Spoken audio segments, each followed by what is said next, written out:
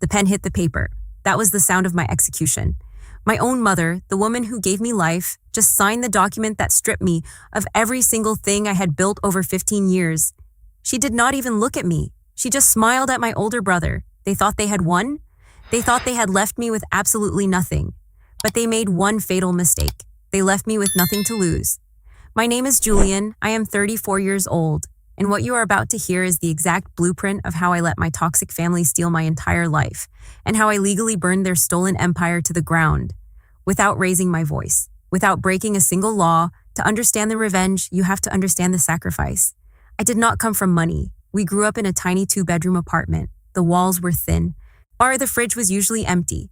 My father left when I was 7 years old. From that moment, my mother hammered one specific rule into my head.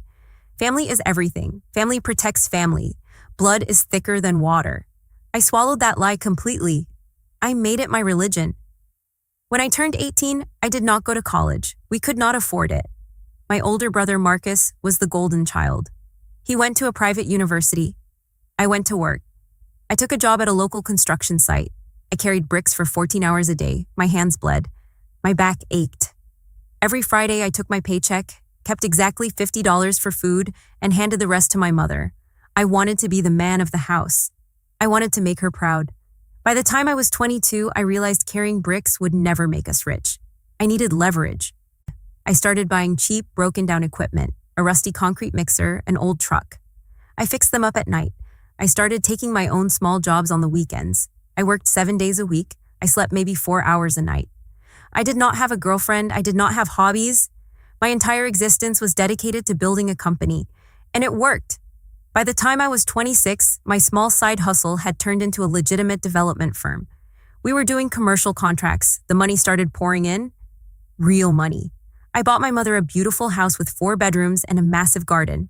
I bought Marcus a brand new luxury car when he graduated, just because I wanted him to look successful at his new corporate job. I paid off every single debt my family owed. I thought we had made it. I thought we were safe. Then came the year 2018. My business was expanding rapidly. We were bidding on government contracts worth millions of dollars. But there was a problem. When I was 19, I had a stupid legal issue, a minor debt collection dispute that stayed on my public record. It was nothing serious, but government auditors are strict. My lawyer told me that having my name as the sole owner might hurt our chances of winning the biggest contract of my life, a contract worth $12 million. I needed a clean slate on paper. I needed a proxy, someone I could trust with my life. I sat down at the dinner table with my mother and Marcus. I explained the situation. I told them I needed to transfer the legal ownership of the company into a family trust. My mother would be the majority shareholder on paper. Marcus would be listed as the chief financial officer. I would remain as a silent partner and director. "It is just paperwork," my mother said, holding my hand across the table. "You know we would never do anything to hurt you, Julian. Everything we have is because of you." Marcus nodded, pouring me a glass of expensive wine that I had paid for. "We are family, little brother. I have got your back." I believed them. Why would not I? I built the house they slept in. I bought the food they ate. I signed the transfer documents the very next morning. 100% of my life's work, legally handed over to the people I loved most. For 2 years, everything was perfect. We won the $12 million contract. The company exploded. We opened 3 new branches. We hired 80 new employees. I was working harder than ever. These are running the daily operations, managing the sites, closing the deals.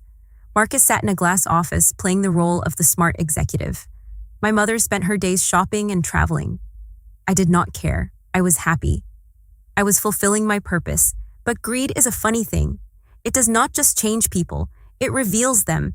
The first red flag happened in the winter of 2020. I needed to approve a massive purchase order for steel. I went to the company bank account. The password had been changed. I called Marcus. He laughed it off, saying it was just a security update and he would handle the transfer. I ignored the tight feeling in my chest.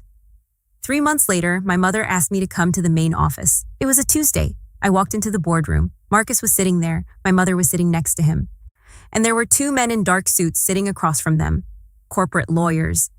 I asked what was going on. Marcus slid a piece of paper across the heavy wooden table. "We are restructuring," Marcus said. His voice was completely flat, cold, the voice of a stranger. "The company has outgrown you, Julian. You are too reckless with the spending. Mom and I had a vote. We are terminating your position as director." I froze. I looked at my mother. I waited for her to tell him to stop playing a sick joke. She did not look at me. She stared straight at the wall.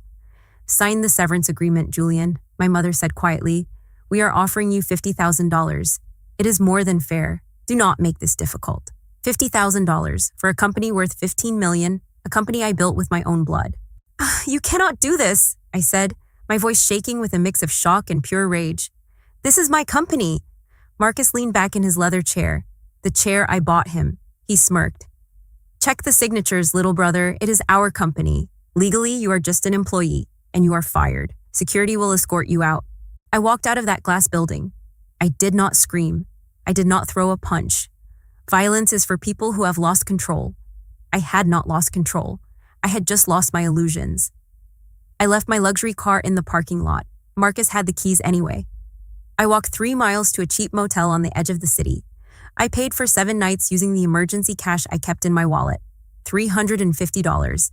That was my entire net worth in that exact moment. I sat on the edge of the stained mattress. I opened my laptop. I did not cry. Crying is a waste of hydration. Instead, I opened a hidden folder deep inside my hard drive. A folder named Project Icarus. You see, when you build a multi-million-dollar construction firm from the dirt up, you learn how to protect it from parasites. And when my lawyer advised me to transfer the company into a family trust, I agreed. I trusted my family, but I also trusted leverage. Marcus and my mother only looked at the top-line revenue. They saw the $12 million government contract. They saw the shiny trucks and the fancy office. They did not understand the mechanics of the machine. 2 years before the transfer, I created an independent shell company called Apex Logistics. Nobody in my family knew about it. Apex Logistics did exactly one thing. It owned every single piece of heavy machinery our construction firm used. The cranes, the excavators, the concrete mixers. The firm did not own them. The firm leased them from Apex. And I owned 100% of Apex. When I signed the transfer documents giving my mother and brother the company, and I gave them the operating entity, I did not give them the equipment. They were too greedy to read the fine print of the monthly expense reports. They just saw money coming in. It was day 3 in the motel. I picked up my phone. I called my private lawyer, the one Marcus did not know about.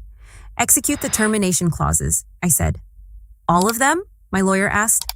"Every single one. Immediate repossession." Our lease agreements had a very specific hidden clause.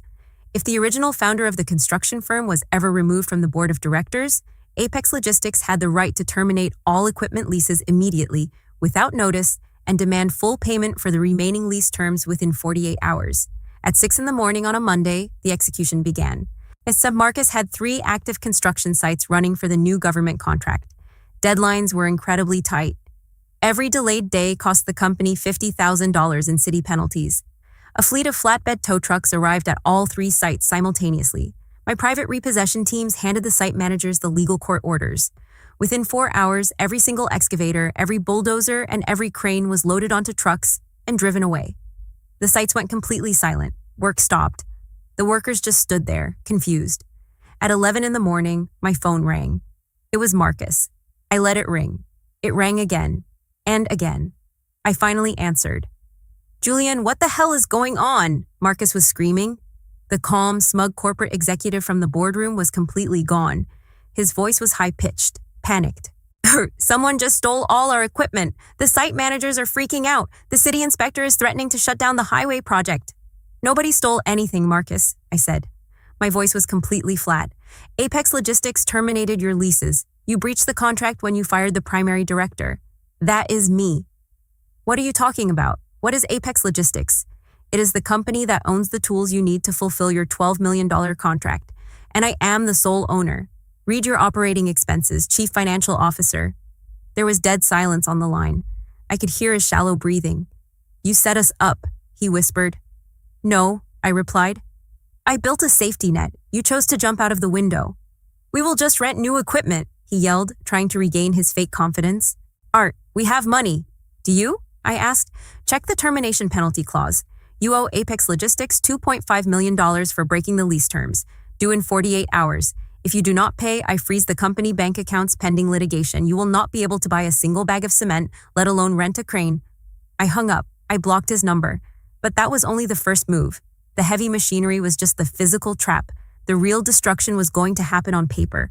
My mother thought she was safe in her 4-bedroom house, the house I bought for her. She thought her name on the deed meant she was untouchable. What she did not know was how I financed the rapid expansion of the firm the previous year. I needed capital to secure the government contract, so I took out a massive commercial line of credit. And what did I use as collateral?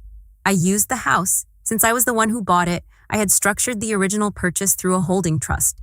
My mother had the right to live there, but the property was legally leveraged against the company's performance. Now that work had stopped on the government contract, the firm was technically in default of its performance milestones. The bank holding the commercial loan was automatically notified. On day 5, my mother received a certified letter in the mail. It was a foreclosure warning. If the company could not resume work and pay the penalties within 14 days, the bank would seize the house, her beautiful garden, her massive living room, all of it. She called me from a different number. I answered. Julian, she was crying, real tears this time. The bank just sent a letter. They are threatening to take the house. Marcus says the business accounts are frozen. We cannot pay the workers. We cannot pay the mortgage. You have to stop this. I cannot stop it, Mom, I said smoothly. I am just an employee, remember? I was fired. You and Marcus are the owners. You have to fix it. We are family, she sobbed. Family is everything. I repeated her own words back to her. But legally, you are just a defaulting debtor. Marcus did not surrender easily. Cornered animals never do. He hired an aggressive corporate litigator using the last of his personal credit. He sued me in civil court for extortion, fraud, and breach of fiduciary duty. He was asking for $20 million in damages. He wanted to destroy me completely.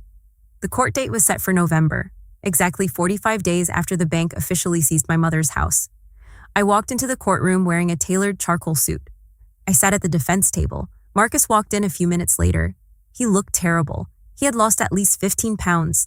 His expensive haircut was messy. His hands were shaking slightly as he arranged his papers. My mother sat in the gallery right behind him, looking pale and exhausted. His lawyer spent 2 solid hours painting me as a monster, a jealous younger brother who orchestrated a complex monopoly to steal the family business and leave his own flesh and blood homeless. It was a beautiful performance. Then it was my turn. I did not testify. I did not need to defend myself against lies. I just let my private attorney hand a single, thick black folder to the judge. You see, when Marcus realized the company was collapsing back in October, he panicked. He knew the bank was going to freeze the operational accounts. He knew he was about to lose his luxury lifestyle, so he tried to secure his own future.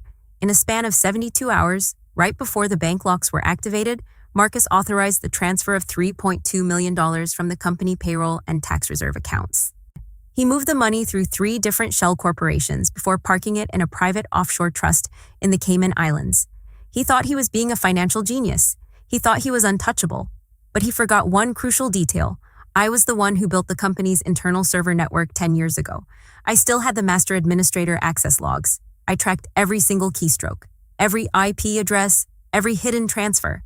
My attorney looked at Marcus and spoke directly to the room. Your Honor, transferring corporate tax reserves to a hidden personal account while simultaneously defaulting on a $12 million federal government contract is not a simple accounting error. It is a Class A federal felony, it is wire fraud, it is embezzlement, and it is tax evasion. The judge opened the black folder. He looked at the IP logs, he looked at the bank routing numbers. Then he slowly looked down at Marcus. The silence in that courtroom was deafening. It was the most beautiful sound I had ever heard. Marcus turned completely white. He looked back at my mother. She was covering her mouth, her eyes wide with absolute horror. For the first time in his entire privileged life, Marcus realized he was not the smartest person in the room. He realized there was no mother to protect him and no younger brother to pay his way out. The judge dismissed the civil lawsuit against me immediately, but he did not let Marcus leave. The judge ordered the bailiff to detain him and immediately forwarded the black folder to the Federal Bureau of Investigation. Let me tell you exactly how this story ends. The bank auctioned off the 4-bedroom house. My mother was evicted on a rainy Tuesday morning. She now lives in a tiny, cramped 2-bedroom apartment on the east side of the city. The walls are thin. The fridge is usually empty. It is exactly like the apartment we grew up in. She works as a cashier at a local grocery store to pay her rent. She leaves me voicemails sometimes, crying, begging for my help. I delete them without listening. Marcus did not survive the federal trial. The evidence was absolute. He was convicted of multiple counts of federal wire fraud and tax evasion. He was sentenced to 8 years in a maximum security federal penitentiary. He is currently serving his 2nd year. He works in the prison laundry room for 12 cents an hour. And the company? Without equipment and without leadership, it filed for Chapter 11 bankruptcy. 4 months later, a silent holding firm bought all the remaining assets, the client list, and the government contracts at a public auction for absolute pennies on the dollar. The total purchase price was just under $900,000. Who owns that silent holding firm? I do. I got my entire empire back. I eliminated the deadweight, and I learned the most valuable lesson of my existence. Blood might be thicker than water, but betrayal costs absolutely everything. And revenge, when executed perfectly, is the most profitable business in the world.